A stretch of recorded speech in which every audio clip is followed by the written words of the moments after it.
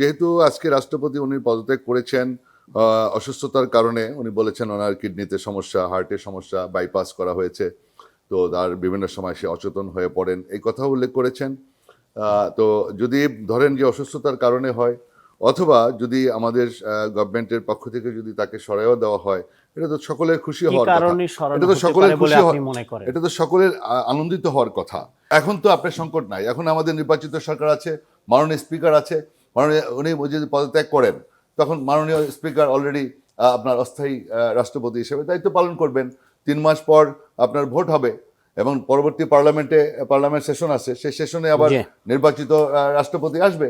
আসবো আপনার একটা কাছে। সাংবিধানিক ধারাবাহিকতা রক্ষা হবে। রাষ্ট্রপতি পদত্যাগ করলেন, অনেক জল্পনা কল্পনা, দীর্ঘসূত্রতা, নানা আলাপ আলোচনার পর তিনি পদত্যাগ করলেন বটে। তিনি বললেন যে তার সুদৃঢ় ভূমিকার কারণেই একটা অস্থির পরিস্থিতি নিয়ন্ত্রণ করা গেছে। আমরা যদি সরাসরি তিনি তার যে পদত্যাগপত্রে সেখানে বলেছেন যে আমার সুদৃঢ় এবং ইতিবাচক ভূমিকার কারণে দেশে কোনো সাংবিধানিক বিপর্যয় ঘটেনি। নাজিমুদ্দিন আলম কি মনে করেন, যখন অন্তর্বর্তী সরকার দায়িত্ব নেয় শুরু থেকেই এই রাষ্ট্রপতি শাহাবুদ্দিনের পদত্যাগের দাবিতে আন্দোলন হয়েছিল, কিন্তু বিএনপি সাংবিধানিক ধারাবাহিকতা রক্ষার যুক্তি দেখিয়ে তাকে রাখার পক্ষে ছিল।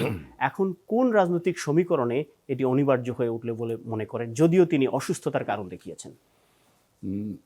ধন্যবাদ সঞ্চালক এবং আমার সাথে সহ আলোচক জামাত ইসলামের নেতা সেলিম ভাই, এবং যারা আমাদের আজকে অনুষ্ঠান দেখছেন, শ্রদ্ধেয় দর্শক মণ্ডলী, সবাইকে আমার আন্তরিক সালাম।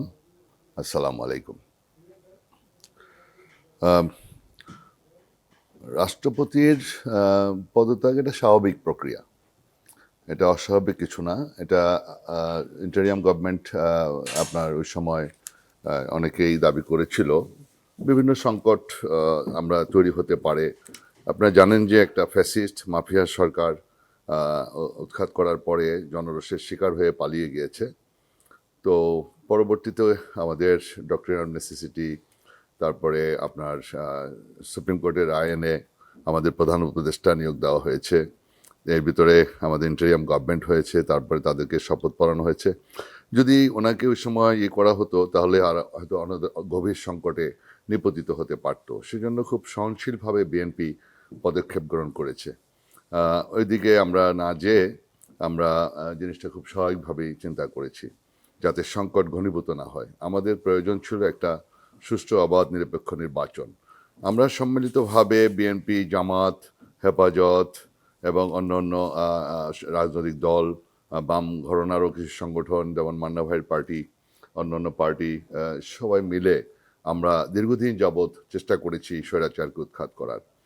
যে ব্রুটালি অ্যাক্টিভিটিস 17 বছর চালিয়েছে আওয়ামী লীগ ফ্যাসিস্ট মাফিয়ার সরকার, দেশটার বিভিন্ন ইনস্টিটিউশনগুলো ধ্বংস করে দিয়েছে, সাংবিধানিক প্রতিষ্ঠানগুলো ধ্বংস করে দিয়েছে। সুতরাং তার বিরুদ্ধে আমাদের দেশের মানুষ সকলে ঐক্যবদ্ধ হয়েই আমরা সেই কাজটা করতে সক্ষম হয়েছি। আলহামদুলিল্লাহ, আমরা একটা ইন্টারিয়াম গভর্নমেন্ট, সকলের প্রচেষ্টার মাধ্যমে একটা ইন্টারিয়াম গভর্নমেন্ট এসছে। ইন্টারিয়াম গভর্নমেন্ট যারা এসছেন, উনি একজন নোবেল লরিয়েট, একজন খুব প্রখ্যাত ব্যক্তি, সেই হিসাবে আমরা সকলে মিলেই তাকে বরণ করেছি এবং আমাদের লক্ষ্যটা ছিল যে তার নেতৃত্বে একটা সুষ্ঠু অবাধ নির্বাচন অনুষ্ঠিত হবে। আপনি জানেন যে তারা আসলে রাজনৈতিক অভিজ্ঞতা তাদের নাই। যারা মন্ত্রী পরিষদে ছিলেন, অনেকেরই রাজনৈতিক অভিজ্ঞতা নাই, দেশ পরিচালনা করার অভিজ্ঞতা ছিল না। তো সেই সংকটের দিকে চিন্তা করে আমরা এই জন্য নির্বাচনটা কিন্তু তাড়াতাড়ি করার চেষ্টা, মানে আবেদন করেছিলাম। তারপরেও দীর্ঘায়ু করা হয়েছে বিভিন্নভাবে, অনেক রকমের ষড়যন্ত্রের কথাও শুনেছি। অনেকে বলেছে যে আপনারা আরও কন্টিনিউ করেন, 5 বছর থাকবেন, যুগ যুগ ধরে থাকবেন, অনেকের অনেক প্রচেষ্টা ছিল। তো বিভিন্ন কারণে আমরা চেয়েছি যে একটা সাংবিধানিক সরকার, একটা গণতান্ত্রিক সরকার প্রতিষ্ঠা হোক। এটাই ছিল আমাদের দীর্ঘদিনের 17 বছরের আমাদের বিএনপি, জামাত, আমাদের সকলের রাজপথের আন্দোলনের লক্ষ্য। তো সুতরাং ইন্টারিয়াম গভর্নমেন্ট অবশেষে নির্বাচনটা দিয়েছে 18 মাসে। সেই নির্বাচনের পরে আজকে আমাদের সাংবিধানিক সরকার, একটা গণতান্ত্রিক সরকার প্রতিষ্ঠিত হয়েছে। আল্লাহর কাছে লাখো কোটি শুকরিয়া। আজকে সরকারি দল, বিরোধী দল পার্লামেন্টে সক্রিয় আছে এবং রাজপথেও সক্রিয় আছে, গণতান্ত্রিক ধারা চলছে। তো আমি মনে করি যে যেহেতু আজকে রাষ্ট্রপতি উনি পদত্যাগ করেছেন, অসুস্থতার কারণে উনি বলেছেন ওনার কিডনিতে সমস্যা, হার্টের সমস্যা, বাইপাস করা হয়েছে, তো তার বিভিন্ন সময় সে অচেতন হয়ে পড়েন, এই কথা উল্লেখ করেছেন। তো যদি ধরেন যে অসুস্থতার কারণে হয়, অথবা যদি আমাদের গভর্নমেন্টের পক্ষ থেকে যদি তাকে সরাইও দেওয়া হয়, এটা তো সকলের খুশি কি হওয়ার কথা। কারণে সরানো এটা তো হতে সকলের পারে বলে খুশি আপনি মনে করেন? এটা তো সকলের আনন্দিত হওয়ার কথা। কারণ আমরা যারা ফেসিবাদ বিরোধী ছিলাম ওই সময় তো অনেকেই তাকে অপসারণ চাইছিল ওই সময়, সাথে সাথে তখন এই আমরা আনন্দটাকে আরো আগে জাতিকে দেওয়া যেত কিনা, আপনি কি মনে করেন? সুযোগ ছিল কিনা সাংবিধানিক সংকটের কারণেই ওই সময় আমরা জিনিসটা আমরা ওইটা ভাবি নাই। তো এখন আমরা এটা হয়েছে, এখন তো আমার মনে হয় এটা সবাই খুশি হওয়ার কথা, এটা নিয়ে আলোচনা করার কিছু নাই, এটা একটা স্বাভাবিক প্রক্রিয়া।